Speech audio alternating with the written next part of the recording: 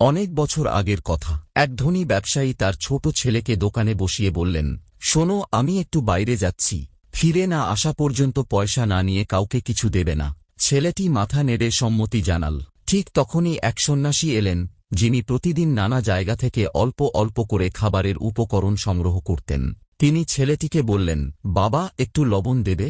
আজকের রান্নার জন্য 1 চামচই যথেষ্ট। ছেলেটি ভাবল, 1 চামচ লবণে কি এমন ক্ষতি? সে খোলা মনে 1 চামচ লবণ দিয়ে দিল। কিছুক্ষণ পর ধনী লোকটি দোকানে ফিরে এসে দেখলেন একটি কৌটা খোলা। তিনি রেগে গিয়ে ছেলেকে জিজ্ঞেস করলেন, এই কৌটা খুলেছ কেন? তুমি কারো কিছু দিয়েছ? ছেলেটি বিনীতভাবে বলল, একজন সন্ন্যাসী এসেছিলেন, আমি তাকে এই কৌটা থেকে 1 চামচ লবণ দিয়েছি। শুনেই লোকটি আতঙ্কে চিৎকার করে উঠলেন, হায় দুঃখ, কি সর্বনাশ করলি! ওটা তো লবণের কৌটা নয়, ওটা ছিল বিষের কৌটা। তিনি আর এক মুহূর্ত দেরি না করে ছুটে গেলেন সেই সন্ন্যাসীর খোঁজে। যখন পৌঁছালেন তখন সন্ন্যাসী ঠাকুরকে ভোগ নিবেদন করে সেই খাবার খেতে বসে গেছেন।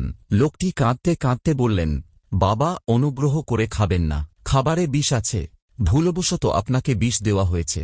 সন্ন্যাসী শান্তভাবে তাকিয়ে বললেন, এই খাবার তো এখন ঈশ্বরকে অর্পণ করা হয়েছে, এটা এখন শুধুই খাবার নয়, এটা ঈশ্বরের প্রসাদ, আমি এটা আর ত্যাগ করতে পারি না।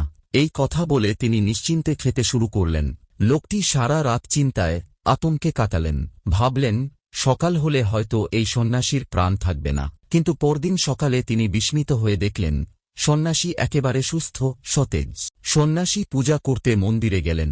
লোকটিও নীরবে তাঁর পেছনে পেছনে চললেন। মন্দিরের দরজা খুলতেই অবাক দৃশ্য, ঠাকুরের সাদা মার্বেলের মূর্তি কালো হয়ে গেছে।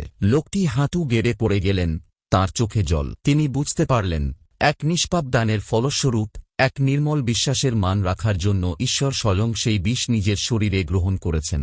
এই গল্প আমাদের শেখায়, যেখানে স্বার্থ থাকে না সেখানে ঈশ্বর থাকেন।